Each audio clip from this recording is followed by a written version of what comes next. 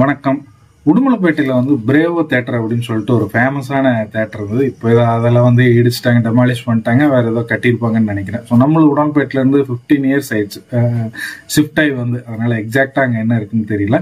இந்த Bravo theatre உடுமலைப்பேட்டையில் எங்கே இருந்தது அப்படின்னு பார்த்தீங்கன்னா, காந்தி சவுக் அப்படிங்கிற ஏரியாவில், தலி ரோட்டில் காந்தி சவுக் ஏரியாவில் அந்த மெயின் பஸ் ஸ்டாப் கிட்டேயே தான் இருந்தது. இன்னொரு சின்ன ரோடு ஒன்று உள்ள வரும். ஸோ அந்த இடத்துல மெயின்லேயே இருக்கும். இந்த பிரேவோ தேட்டர் பார்த்தீங்க அப்படின்னா, உடுமலைப்பேட்டையில் ஆங்கில திரைப்படங்கள் அதிகமாக திரையிடப்பட்ட ஒரு திரையரங்குனா இந்த பிரேவோ தேட்டர் சொல்லலாம். ஆரம்ப காலத்தில், அதாவது வந்து அந்த தேட்டருடைய பிகினிங்ல ஃபெரிலேண்ட் தேட்டர் அப்படின்னு தான் வந்து அதுக்கு பேர் வச்சிருந்தாங்களாம். லேட்டரில் தான் அதுக்கு வந்து பிரேவோ தேட்டர் அப்படின்னு சொல்லிட்டு பேர் மாற்றி இருக்கிறாங்க. அந்த ஃபெரிலேண்ட் தேட்டரா இருக்கும்போது சினிமாலாம் திரையிடப்படல. அப்போ வந்து நாடகங்கள் வந்து அந்த ஃபெரிலேண்ட் தேட்டர்ல போட்டிருக்கிறாங்க. எங்க பாட்டி வந்து சொல்லியிருக்கிறாங்க. அதுக்கப்புறம் வந்து ஊம படங்கள், சவுண்ட்லெஸ் மூவிஸ் எல்லாம் வந்துச்சு இல்லைங்களா ஆரம்பத்தில், அது போட்டிருக்கிறாங்க. அதுக்கப்புறம் வந்து பேசும் படங்கள், அப்புறம் கலர் திரைப்படங்கள் வரும்போது தான் வந்து அது பிரேவோ தேட்டரா பெயர் மாற்றம் அடைஞ்சிருக்கு. அதே மாதிரி பிரேவோ தேட்டரில் இருக்கக்கூடிய ப்ரொஜெக்டர், ஸோ பெரிய ப்ரொஜெக்டர், அது வந்து இந்தியன் மேக் கிடையாது, பிரான்ஸ் ஆர் இங்கிலாந்து, இது ரெண்டுல எங்கேயோ இருந்து அதை வந்து இம்போர்ட் பண்ணாங்கிற மாதிரி எங்கள் மாமா வந்து சொல்லியிருக்காரு. என்னுடைய தாய் மாமன் தியாகராஜன் அவர்கள் தான் வந்து இந்த பிரேவோ தேட்டருக்கு என்னை கூட்டிகிட்டு போவார். இந்த ஆங்கில திரைப்படங்கள்லாம் வந்து அறிமுகப்படுத்தி வச்சது அவர் தான். ஸோ இன்னைக்கு நம்ம உலக சினிமாவை பற்றி நிறைய ரிவ்யூஸ் எல்லாம் போட்டிருந்தோம். ஆரம்ப காலத்தில் நம்ம சோசியல் மீடியாவில் வந்து மூவி ரிவ்யூராக தான் நான் வந்து என்ட்ரே ஆனேன். அதுக்கு விதை போட்டது இந்த பிரேவோ தேட்டர். அதனாலதான் நான் வந்து அந்த தேட்டரை பத்தி பேசணும்னு ஆசைப்பட்டேன். ஸோ இவ்வளவு மெமரிஸ் வந்து எனக்கு இருந்ததுக்கு காரணம் அந்த தேட்டருடைய பிரமிப்பு. அதோட இன்ஃப்ராஸ்ட்ரக்சரே பார்த்தீங்க அப்படின்னா, உள்ள போகும்போதே அப்பவே நார்மல் தேட்டர் மாதிரி அது இருக்காது. மற்ற இப்போ கல்பனா, அனுசம், லதாங்கெல்லாம் இருந்தாலும் அந்த பிரேவோ தேட்டரோட ஸ்ட்ரக்சர் வந்து ரொம்ப பழமையா இருக்கும். டிஃப்ரெண்ட் லுக், உள்ள ஒரு ரெட்ரோ டைப்ல இருக்கும். பெரிய பில்லர்ஸ் இருக்கும் உள்ள போனோன்னையும். ஸோ அது ஒரு என்ன சொல்லலாம், நான் சொன்ன அந்த ரெட்ரோ ஒரு பழங்காலத்து உள்ள ஒரு கட்டடத்துக்குள்ள போன ஃபீலிங் அது வந்து கட்டாயம் உங்களுக்கு கொடுத்துருக்கும். முன்னாடி ஒரு பெரிய கிரவுண்ட் ஒன்று இருக்குங்க. அங்கிருந்து டிக்கெட் கொடுக்குற வரைக்கும் நின்று வேடிக்கை பார்க்கறதுக்கே பிரமிப்பா இருக்கும். ஸோ அப்போ நான் வந்து அந்த ஃபர்ஸ்ட் ஸ்டாண்டர்ட் செகண்ட் ஸ்டாண்டர்ட்லாம் படித்த காலத்தில் பார்த்தீங்கன்னா, இந்த சைனீஸ் மார்ஷியல் ஆர்ட்ஸ் திரைப்படங்கள் வந்து ரொம்ப ஃபேமஸ் ஆச்சு. எங்க உடுமலைப்பேட்டையில பிரேவோ தேட்டர்ல போட்டு தான் அதை ஃபேமஸ் பண்ணாங்க. இந்த ஜெட்லி படங்கள், ஆரம்ப காலத்தில் ஜெட்லி நடிச்சார் இல்லைங்களா, அந்த kung fu style movies, 36 chamber of ஷாவ்லின்லாம் வந்து அந்த டைப் ஆஃப் மூவிஸ் வந்து அதிகமாக பிரேவோ தேட்டர்ல ரிலீஸ் ஆச்சு. அது எல்லாமே போட்டாலே ஹிட்டு தான். 20 நாள் 25 நாள்லாம் தாராளமாக ஓடும், ஹவுஸ்ஃபுல்லாக ஓடுங்க.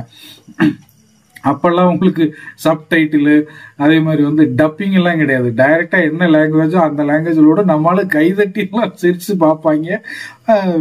நல்லா இருந்தது. ஒண்ணுமே புரியலனாலும் அந்த படமெல்லாம் நல்லா இருந்தது. இன்னைக்கு எல்லாம் புரிஞ்சாலும் ரிவ்யூன்னு சொல்லிட்டு உட்காந்து நொட்டை பேசிக்கிட்டே இருக்காங்க. அப்ப எல்லாம் பேசாம எல்லாம் பார்த்துட்டு இருந்த காலகட்டம் அது.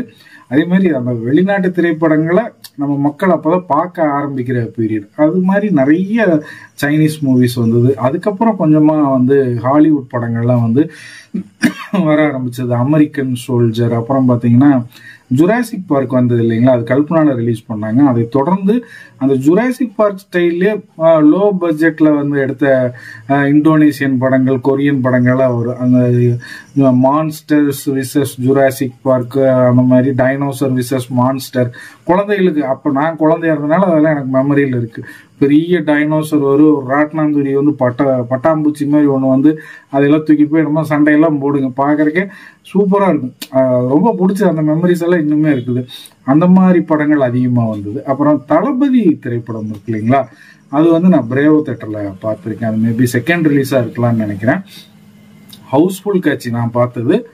ஒரு படிக்கட்டு கிட்ட இருந்த ஒரு சேர்ல நான் நின்றுட்டு எங்க மாமா வந்து உட்கார்ந்துருந்தாரு. அப்புறம் இன்டர்வலுக்கு அப்புறம் நான் உட்காந்துட்டு பார்த்தேன். ஸோ அப்பெல்லாம் சீட்டை விட எக்ஸசிவா வந்து டிக்கெட்ஸ் கொடுப்பாங்க. நின்றுட்டெல்லாம் பார்ப்பாங்க, இந்த படியிலாம் உட்காந்துட்டு பார்ப்பாங்க.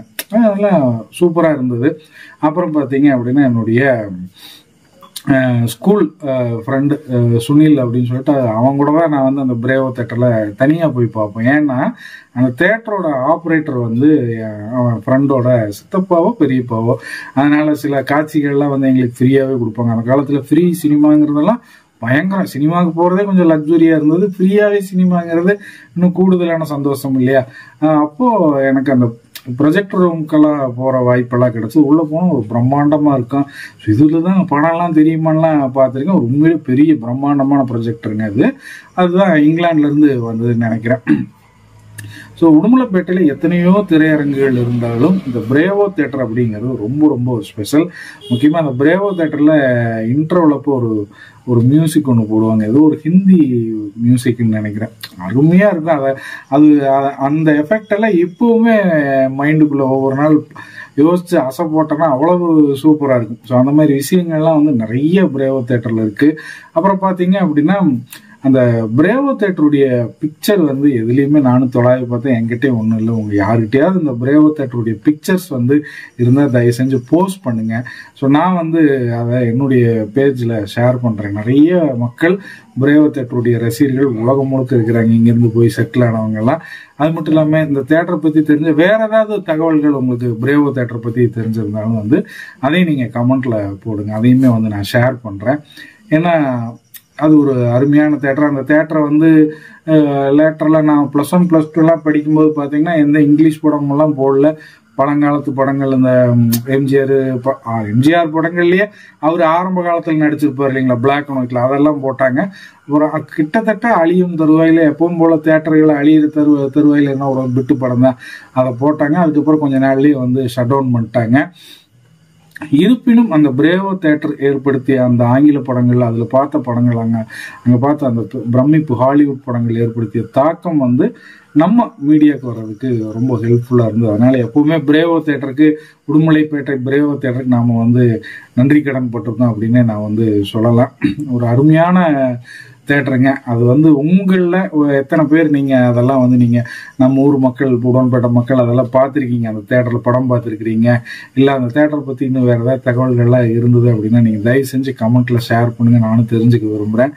ஸோ எனக்கு என்னுடைய ஃபேவரட் உடன்பேட்டில் ரொம்ப ரொம்ப பிடிச்ச தேட்டர்னா வந்து பிரேவோ. உடன்பேட்டில் கல்பனா, லதாங்கி, அனுசம், தாஜ், சாந்தி, அம்பிகா, இந்த மாதிரி நிறைய தேட்டர்கள் இருந்தாலும் பிரேவோ தேட்டர் மனசுக்கு நெருக்கமான தேட்டர். இதே மாதிரி இன்னொரு மெமரியை ஷேர் பண்ணுற தருணத்தில் நான் உங்களை வந்து மீட் பண்ணுறேன். நன்றி, வணக்கம்.